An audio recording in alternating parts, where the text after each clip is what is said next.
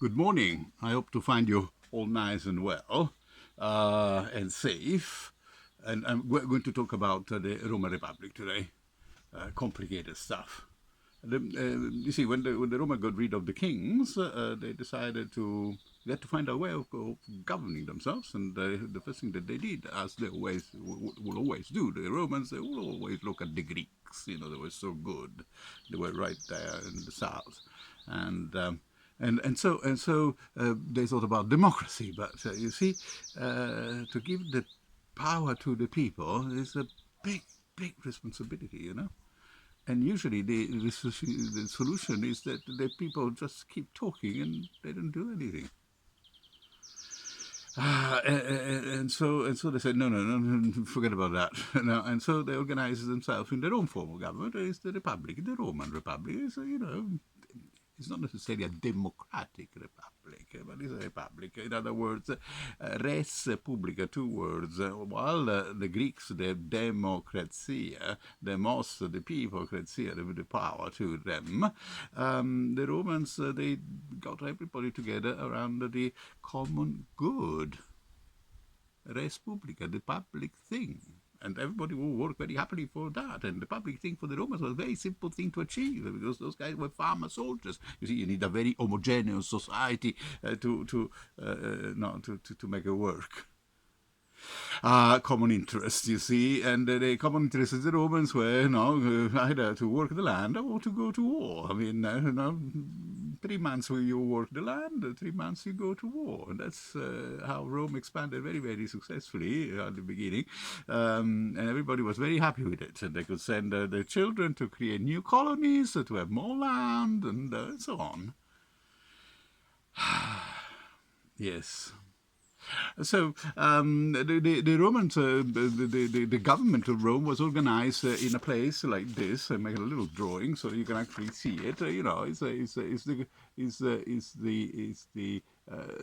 The Curia, the Senate House, the government of Rome, the Roman Forum, and the Comizio in front of it. We just excavated recently, and hopefully we'll be able to see it at one point or before it was all covered by earth. Massive stones in a circle. Now, you see, the Curia was the place of government. But before the Curia, there was the Comizio. Even in the Roman Republic, at the time of the kings, the tribes of the Romans used to get together in the place where usually we think they used to keep the sheep.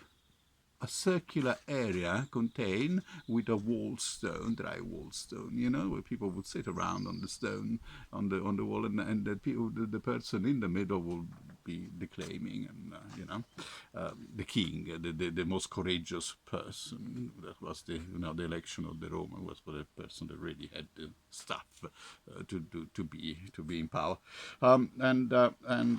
yes, you see, this is the new Curia, though. It was built by Julius Caesar because the previous one is underneath this area here, very close to the Comitium as well. But now there is a very nice church, and we cannot pull it down to go and find, but we will find only stones, I think, nothing left of it. Julius Caesar rebuilt that after the civil wars. You see, the Roman Republic will end tragically, but we'll talk about that later. Okay. Oh, yes. And inside, I got another little drawings for you, Lucy. Inside the Senate House, it's not a very good one, but it gives you an idea. It was just a big room with 3 steps one side, 3 steps the other.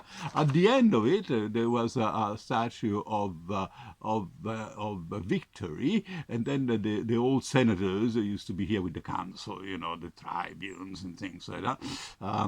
2 councils, you see. The senator will elect 2 council, one for the internal affair, one for the foreign ones, the army, and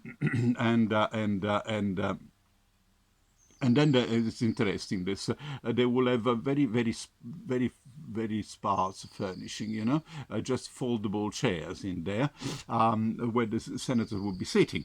But if a senator spoke and everybody agree, or somebody agree with what the senator was saying, everybody will stand up, they will fold up the chair and then go and sit next to the senator that they agree with. And now you can imagine something rather sort of heated debate in there, and now you will have all those people moving around, you know, one side or the other. What a confusion! But remember, the Romans were very clever, very visual. You know, in a matter of seconds, you will immediately detect where the weight of the Senate was going to go. You know. Very successful, that Roman Senate. This is a type of that foldable chair that I was telling you. Perhaps you've seen it if you've gone to visit some stately home or something like that.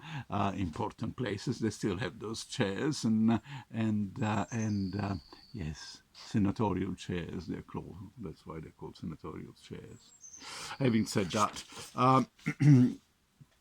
Yes, and I think next time we'll have to talk about how the Romans were educated to get to the point to become senators and all the rest.